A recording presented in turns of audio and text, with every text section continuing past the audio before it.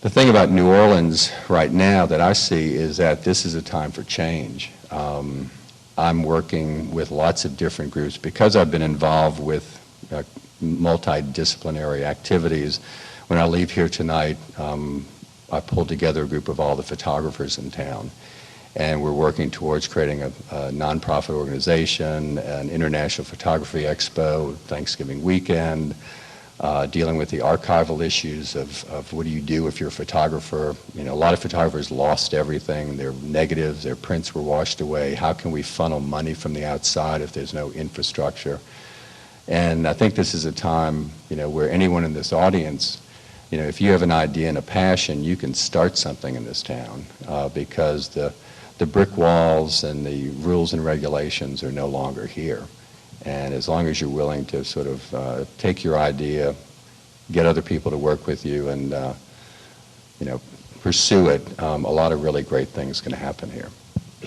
So, if they do have an idea like that, then is there a group? You just said there's a photography group. What other group can they reference to join or to kind of get themselves started? Well, I think one of the most important groups in town in the music scene, of course, is the Tipitinas Foundation. And I mean, they have done an incredible job in, first of all, networking between the musicians. I mean, everybody was scattered. I was fortunate enough to come back here before Rita had a place to live and worked with the Tipitinas Foundation. And we called a couple community-wide meetings. I guess this was back in November, maybe. And 80 people from the music community showed up, representatives from the universities, representatives from the classical music scene, record producers, the handful of musicians who were back in town. It was really the first time that the music community had broken down those barriers of, oh, the classical music people can't talk to the, you know, the House of Blues people and stuff. And again, everybody was just so damn happy to be back and see each other. I mean, there's a whole different feeling of community here, which I hope we don't lose, and I think we will if we're not careful. But Tipitinas is really the organization that has taken leadership in the music community, and I think will continue to do that. They've sort of evolved Tipitinas from purely, you know, the nightclub with the music offices elsewhere. They've combined them, and they're continuing to raise money and to come up with ideas to provide money for musicians.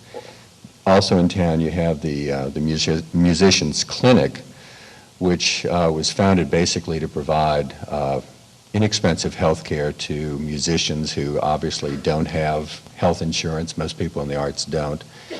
And all of their facilities went underwater.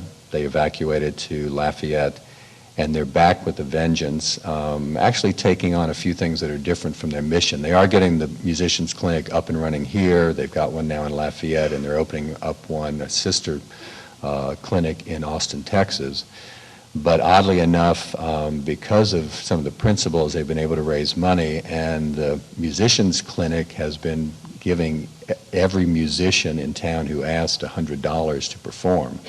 One of the problems coming back to town with clubs was that the clubs were broke. They didn't have the audiences, they didn't have the money to pay the musicians. So this was a nice thing if a band of 5 was going to play at one of the small bars or something, they could get $500 to pay the musicians. So they've been doing this, and I think they're going to evolve to do a little bit more like that, although right now I think their goal is to expand the Musicians Clinic to also include people in the service industry and in restaurants. I mean, most people working in the arts end up being waiters and waitresses, and they too don't have any kind of health insurance. And another organization that is really moving forward is the Habitat for Humanities. I'm sure everybody's read about the Musicians Village. They've broken ground on that. Habitat has an amazing ability to raise money. They've raised millions, and it looks like they even have the money now for the, the Ellis Marcellus Music Center / school. So anyone who's interested in existing organizations, those are some of the organizations you can partner with.